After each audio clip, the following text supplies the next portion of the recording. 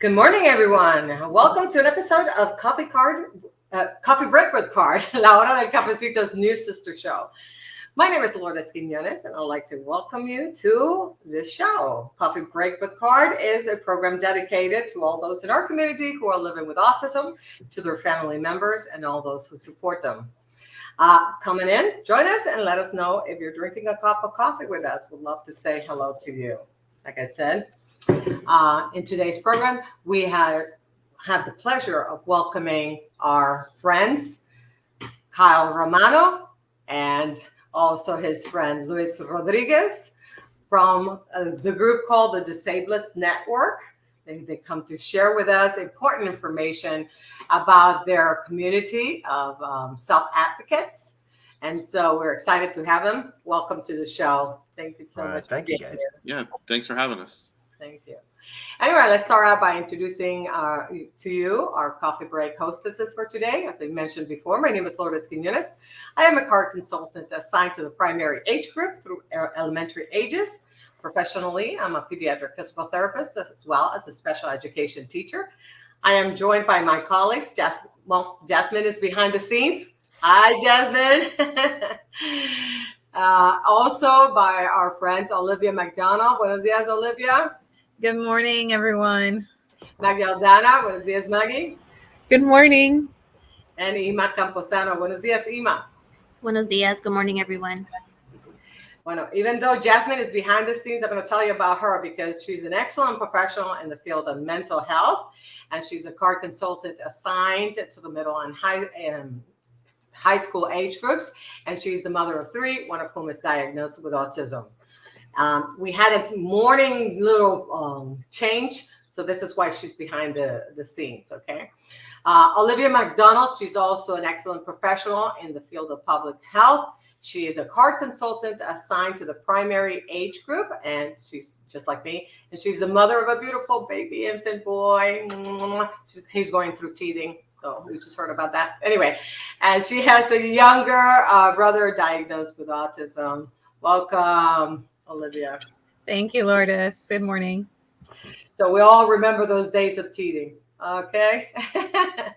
So Maggie Aldana is also an excellent special education teacher. She is the chair of CARD's Constituency Board, and she's the mother of 3, 2 of whom are diagnosed with autism. Welcome, Maggie.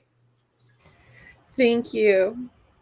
Anima Camposano is completing her master's in social work, and she has chosen to do her internship here at CARD, and she is committed to serving those living with autism in our community. Ima is the mother of 2 and has a physical disability, so she brings an important perspective to the program. Welcome, Ima. Thank you. But before we get started, I would like to review with you the rules by which we like to adhere throughout this programming. And it's that please keep an open mind, maintain a positive attitude, and use respectful language to ensure that we keep a safe environment for all of us. And so, do we have Jasmine can tell us if you can, she still has control of that. If we have any comments or someone that we need to say hello to before we get started. Yay, nay, not yet. Moving on. Okay.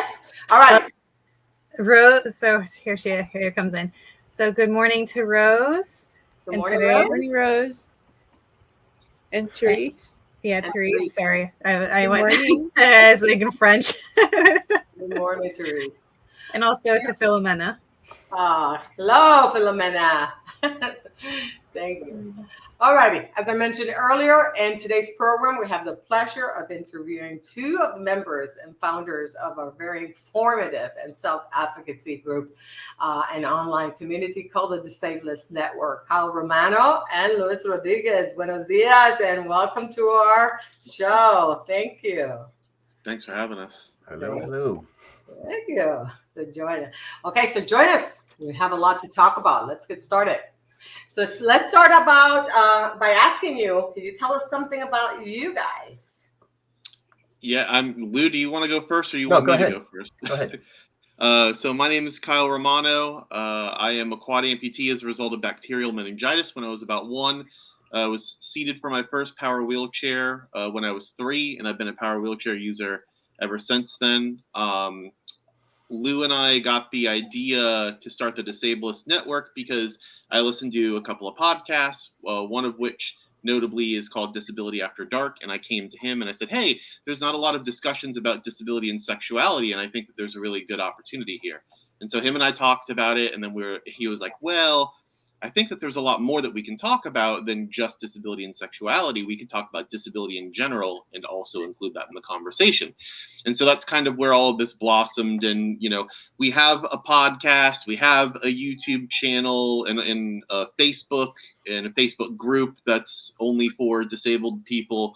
But, we're, other than just content creators, we're also a community for disabled people to kind of act as a safe space for everybody, and then also using our platform to educate neurotypical and able-bodied people about disability. Did I do the elevator speech right, Lou? Yeah, that sounds fantastic. I was just going to say, I'm Luis. Luis Rodriguez. I'm on the autism spectrum. So you guys are going to be saying things that'll be of interest to me. And I am basically Flavor Flav to Kyle's Chuck D. So that's my ppurpose on the show. So. And no, but you have to tell us you're also a videographer, you're the producer. Oh, sure, but yeah, we'll cross those bridges if we get there. Awesome. So it's very exciting. And I just want to say I came across you guys because in the summertime, when we were preparing for Arts in the Park event, I was looking for a video for one of our exhibitors, and that was Revolution. So Dwayne Schuneman. And I'm looking for his video. I came across you guys interviewing them. And I was like, what is this? And I started to watch the interview, and it was fabulous. And I was like, who are these people? I need to get a hold of them. So I reached out to you, and it was like 1 or 2 days before the event. And I was like, oh, by the way, we have this thing. If you guys can make it, please do it.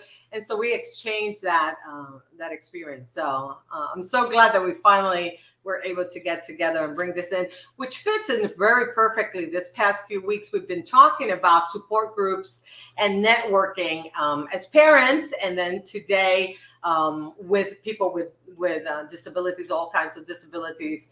And so I love the perspective of self-advocacy that you guys are also bringing in, besides that support and networking perspective. So thank you for being here. Yeah. Very excited to talk with you guys. I was wondering if you could tell the audience a little bit about the Disabilist Network. Do you want to take it, Kyle, or do you want me to say anything? Well, I did the intro. Do you want to take this, and then I can add the spice to what you have to say? Sure. So we're not just an advocacy group. We're actually trying to be activists as well. So it's not just, hey, this is us, this is what happens to people with disabilities. It's also trying to address issues that aren't normally confronted, whether that's, let's say someone who's neurotypical, physically normally abled, and they become disabled. What do they do? How do they approach this topic? So how do they navigate their life? And it's also, we're starting to notice as we do the show that there's intersectionality between disability advocacy and also racism, for instance, and sexism. So there's all these weird intersectionalities that are starting to crop up on our show that is, because we're independent, we can address openly. So, and what you want to jump in there, Kyle? Yeah, no, I was just going to say, I know that I think it's down the line in the questions a little bit, but for us, when we were trying to figure out the scope of what we wanted the network to do, we did, weigh the question of, do we want to make this a nonprofit or do we want to make this a for-profit business? And as of right now, at least, the for-profit route makes more sense, just because, as Lou was saying, we really didn't want to be stifled in terms of what we could and couldn't talk about. There are really, really important issues that are near and dear to, Lou's heart and to my heart, and also to just our sensibilities in general, because, we want to make it very, very keenly aware that both him and I and the network at large are allies for all of the other, minority communities out there. Because the interesting about the disabled community is that we also include people who are, of a bunch of different races, who are and identify as a bunch of different like genders and sexualities. So all that stuff was really important in making sure that we could say what we wanted to say, how we wanted to say it. And I will just comment that it's so nice to be able to actually, be open about our opinions about things, because a lot of times, as I'm sure that everybody here knows, in the professional sector, if it's not your business per se, you are curbed on what you can and can't say because of, certain like maybe political affiliations or things like that. And we can just fly off the cuff and be like, this is what we think about this. Yeah. And if you don't agree, that like I pointedly, and I'll just say this last thing, like in our last episode, for example, we are a very like pro-vaccination show, right? And so like I took a stance at the end, and I like looked at the camera and got close, and I was like, and if you're anti-vax, then you shouldn't be listening to our show. And then Lou kind of went, oh. And I mentioned to him, I was like, well, did I say something wrong? And he was like, well, no, because, it is important that we start to let people know where we stand on important issues. And specifically, I use that example because, as I'm sure that you all know, the topic of vaccination is really important for everybody, but has specific implications for disabled people, people on the spectrum, all of that. I did want to add a modifier. We are definitely not an inspiration porn group. Yes. And you guys know what I mean by that. So if anybody wants to elucidate what that means, then I'm open to that. But go ahead. Yeah. I know we don't want to burn through the time with just two answers. Yeah.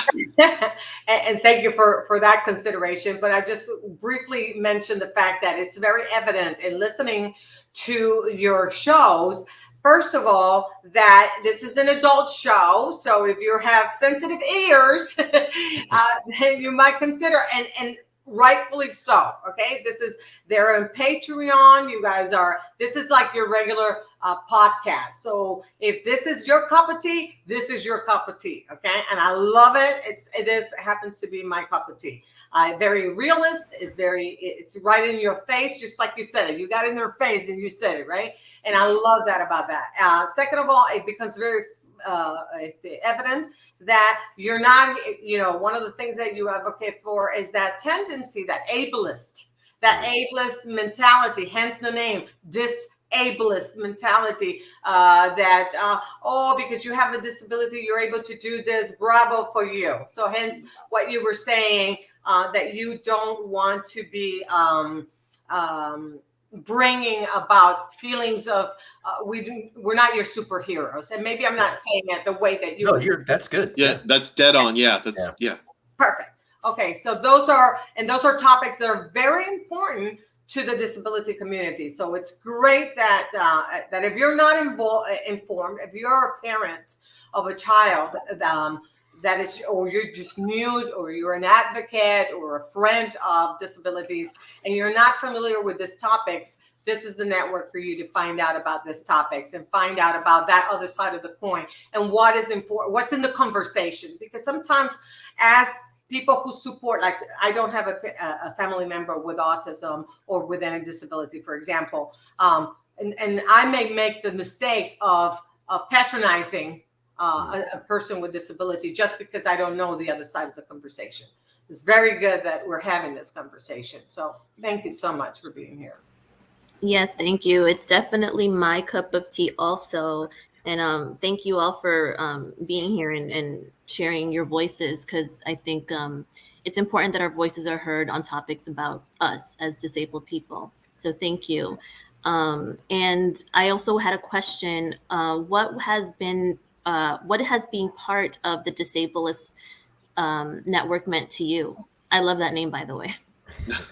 Yeah, thanks. I mean, I'll go first since you went first last time. We should probably just do that where we interchange. But anyways, so I actually talked to Lou about this on probably a daily basis, where first and foremost, I'll say that before we started the network, I didn't have a lot of disabled friends. We both work at a complex rehab technology provider, which are complex wheelchairs essentially.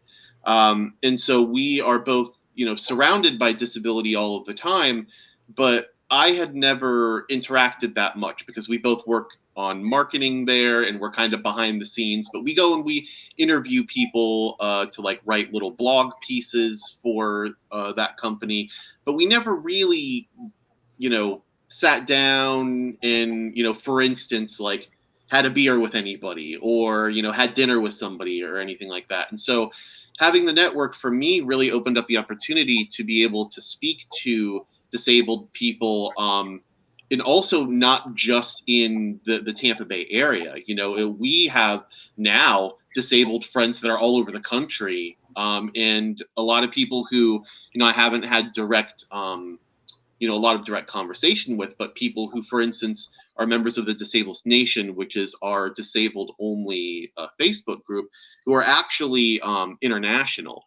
And so, for me, it's helped me realize that, because I'm sure that all of you have heard before, and Lou can speak to this too, being disabled and not realizing that there is a culture around you, that there is a community around you, can make everything seem really, really isolating and really daunting, especially if you grow up or you live in an environment that is, ignorantly ableist, because the other thing too is that ableism I would say is usually the result of ignorance, and people aren't traditionally maliciously ableist, I wouldn't think, but so for me, it's connecting with other people, and also if you can't tell, and if you've listened to the show, I enjoy talking. So being able to talk about stuff that I have direct correlation with, and all of that kind of stuff. Lou, is there anything that you want to add about your side? Yes, what Kyle said. And I want you to talk about also the perspective that you bring from, there's so many topics that you talk about. And like you said, you're bringing people from other states and the perspective of other people that you bring in. And sometimes some topics that will blow your mind, that it's like, oh my God, I never saw it from that perspective, which goes back to what you said about that ignorance of, like I wouldn't have known. And so if the devotee, for example, you didn't know what, I saw that program, you didn't know about devotee and what it was. I didn't know that either. So just looking through some of your topics, I was like, oh my God, I didn't even know this was a thing. So like you said, being able to discuss topics that are elucidating some ideas that are not known unless you are immersed in the culture, the disability of culture, right? Yeah. So I love it. I love your show. I love your network, and so I totally promote the idea of having people check you out and go in and be part of the conversation. As people who support other people with disabilities, I think that it's incumbent upon us to be informed. Yeah. Mm-hmm. Anybody else? More questions? I did want to make one comment real quick on that topic as well. I do want to make it really clear that we're an activist group, but we're not there to point out and say like, this person's an ableist and how terrible of you, because the reality of it is that, a lot of people make mistakes. And so part of the network is about embracing the mistakes that we make. And I think that, I can speak, Lou, I don't know if I'm sure that you've had experiences akin, like similar to this, but, in the past, I was really, really quick to get upset with somebody if they did something that was ableist, or, if I'm holding my phone in public and somebody were to run up to me and try to grab the phone and end up knocking it off of my shoulder, and then getting upset because, they were just trying to help. I used to get really, really upset about that kind of stuff. And what the network has taught me is that, in terms of like being a disabled person, like from my lens, it really behooves us to try to be more patient with people who are able-bodied and neurotypical who don't know that much about disability, because at the end of the day, you want somebody to have a good experience, because the other side to that coin is if you're a jerk to somebody for, them just coming up and trying to help you, they're going to think, well, they could see somebody like me who drops their phone, who's in a chair, who can't get their phone. But at that point, I'm not going to talk to that guy because he's going to be a jerk to me. Why would I offer to help him? He can figure out how to do it himself. So it's about not shutting that door, so to speak. So to crystallize what he's saying, you guys know what Ant B racism is, right? Where it's like unintentional racism. So we're dealing with unintentional ableism most of the time. Like there's nothing pernicious about it. So there's a tendency for when people are mad about, let's say, a lack of awareness, there's an anger component. So you get mad. But really, when you get mad, you call someone stupid. You go, oh, that behavior is stupid. Then you go, I wonder why they're not doing what I want them to do. Like, why won't they listen to me? And it's like what Kyle said, so they look at you and you go, oh, they're jerks. I don't want to deal with these people. So what I'm hearing you say is that you are teaching both sides. Yes, we're trying. You're teaching both sides. You're teaching the disability community as well as the non-disabled community to the both perspective of it. And that's what the beauty of the network is. Because on the one side being, if I'm a disabled person who gets offended when people are trying to help me out, then I can learn to be patient and understand that most people really have good intentions. Most people like me, which is my point earlier, that I don't have a disability. I don't have anyone in my family who has a disability, but I'm someone who wants to help. And by being ignorant of some of the issues, might unwillingly do something that might offend someone with a disability. So you're teaching that side, but you're also teaching people like me what are some of the conversations so we can be some more sensitive about the issues that might offend people with disabilities. So that I'm sorry, Lourdes. I also wanted to add, because I relate to Kyle and Luis, and as a person with a disability and getting angry for having dealt with ableist language or policies or, whatever the case was, and getting angry. And I recently was a part of a conversation that talked about calling in as opposed to calling out, because, we want to call people out and we want to say that was ableist or racist. So I learned a new term that was called calling in, so that you're bringing that person and say, hey, you may not know this, but that was ableist and you may not want to do that moving forward. So I just wanted to share that with folks that were watching. Yeah, I like that. You guys were talking about, a little earlier about the intersectionality with, the disability community. And I think, for someone who doesn't have a disability or who is neurotypical, it's similar to the idea of like white privilege. Like you kind of need to, you might not even realize like all the privileges that you have as someone who is not disabled and is neurotypical. And kind of like the first step in kind of addressing that and being, an ally and helping the community is to kind of identify like the privileges that you do have. Well, okay, so that when you say, if you ever use that term around people who are in fact privileged, their faces just rip apart. So it's a dangerous term to use. So Kyle and I have been working out sneaky ways. So we try to use an epistemological approach. I don't know if you guys are familiar with conceptually, like, yeah. So instead of even pointing that out, it's just more like, I guess, asking questions, it's trying to lead them to that point where they just go, oh, wait a second. Yeah.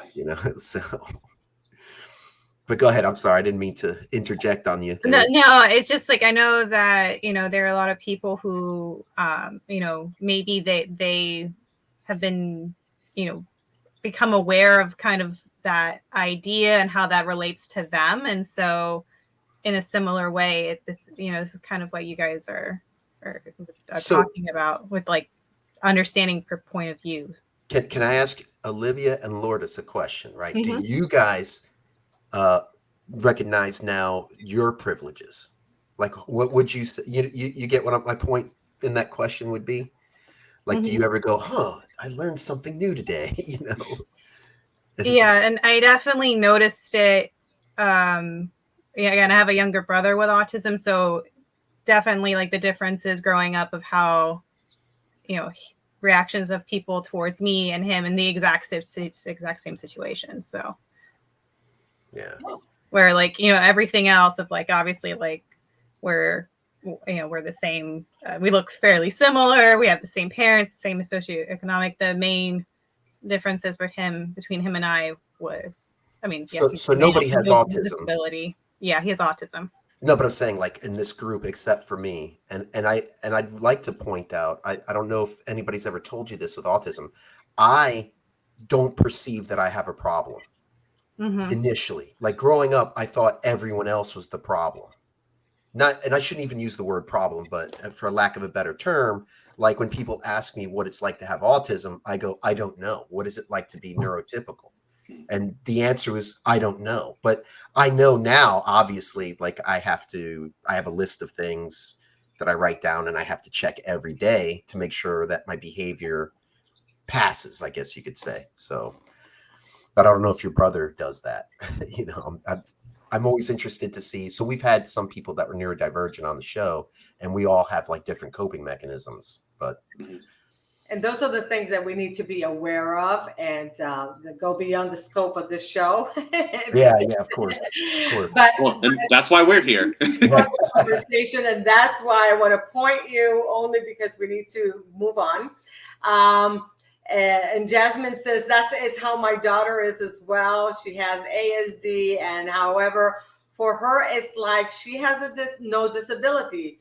We also encourage that. So yeah. So from the perspective of everyone is dealing with something, and that's why if we just think about even from the general perspective of, we don't know what people are dealing with, whether it's a disability or whether it's a situation at home, or whether it's a situation that it's a social, emotional, mental, psychological situation. We don't know what it is. And we have to also be willing to say, I don't have the answers, and my actions could have consequences. My sayings, and although my intention, so it goes back to what my intention is. And if I have an open heart and an open attitude to say, can you teach me?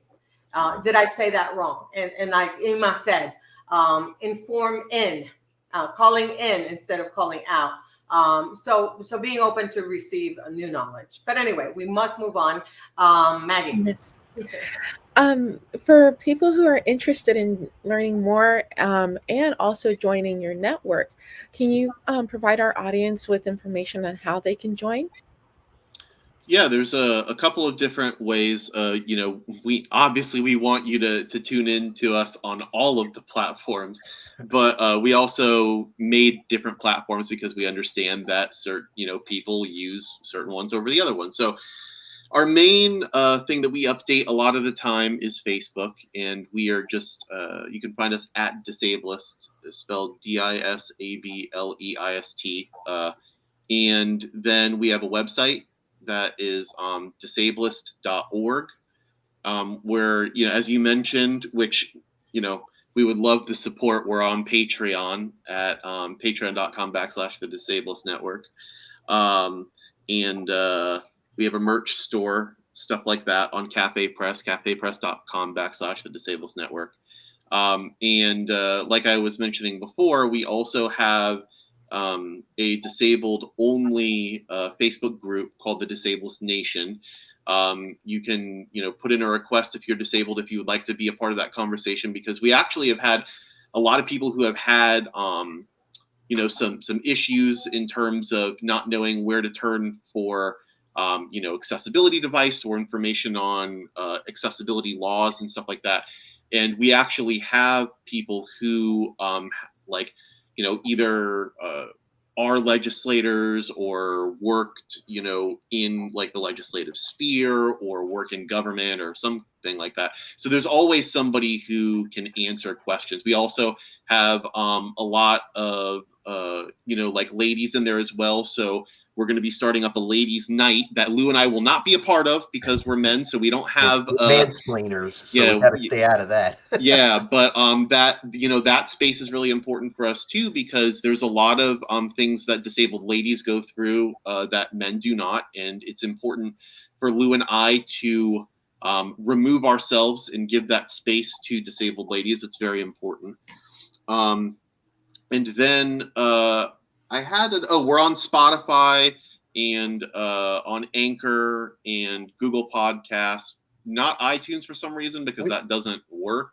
On Facebook, we also have a non-disabled only group too. So we do have like just the Disabilist Network on Facebook. Yeah, that's our like page, and we like post our content when we make new episodes, or if Lou and I come across something that's really pressing or really pertinent to the disabled community, like we'll post stuff on there. And the other thing too is that we have a blog as well on Blogspot, I believe. And the links to all this stuff is on our website as well, which Lou and I just finished updating, and we'll be updating more after we get off of this call. But on that blog that we have, both I have written stuff, Lou's going to be writing some stuff in the future, but we also have things written by other members of the Disabled Nation or people who have like been on our show. So if you are disabled and you are interested in writing a piece for us, we would love the opportunity to work with you. As it stands right now, we can't pay anything. We hope to get to the point where we can pay writers for their time. But, if you're looking for an outlet or exposure, things like that, we would love to highlight you on our blog. We can pay in ponies. If you guys, we can do that potentially. Listen, I used to own my own clinic for a long time. I counted on the great services of people who, like me, had a heart to do what we do. So it's no shame in that. When we starting a business, you count on people helping you out. So yes, that's definitely the way to go. And so I think it's a fabulous thing that you're doing. We're posting that. We have people asking about you guys on Facebook. I'm monitoring that right now. So we have already posted your Disabilist Network and .org links. So very nice. You guys did a wonderful job. And I, like I said, I encourage people to go into your .org, your website, as well as your Facebook page and your Patreon pages, to listen to the conversation. Excellent work that you guys are doing. It's fabulous. I have learned a lot. I plan on following you, continuing to follow you. So thank you for being here. I really want to say thank you for that. I want to acknowledge Carla Guaya for being here. She's the one who asked. She is our friend over at Arts for All Florida. She's asked us for your profiles. Fedra has also said hi. Thank you for sharing that. Joseph, thank you, Joseph, for being here as well. Thank you, Joseph. He was our guest for Dad's group last week. Carla, our friend Carla. Thank you, Carla, from Arts for All. Thank you so much. So wonderful. Filomena, thank you. Anyway, so just for context, that's my mom, by the way. Yeah. She's our groupie, our greatest follower. So thank you so much to Kyle and to Luis for being here. This has been wonderful, wonderful. I hope we have many of this little powwows. We have so many topics of conversation. We could just sit around forever and talk to you guys. So thank you for accepting our invitation and for coming on today. Thank you. Thanks for having us on. Yeah, we're really, really happy to be here. And you know, anytime you want us to rattle on about anything, just let us know and we'll show up. Sure will. I do know that. We'll take you up on that. But anyway, we're almost at the end of the show, so I just wanted to share with you the next week on Coffee Break with Card. We're going to be reviewing some considerations and safety tips to keep in mind during our Thanksgiving holiday, which is almost upon us. I can't believe it. Oh, my God. So be sure to join us next week. You can't miss it, okay? And finally, we just want to ask you a little favor, and that is that we want to ask you to please go in the link that we're going to post in the comment section, for you to give us your opinion of how we are doing. If this is content information that is important to you, this is the way that we can justify the time that it takes us to create programming such as this. Even if you've done it before, every time we go on the air, we need you to evaluate how we're doing. So thank you from the bottom of our hearts. Thank you for doing that.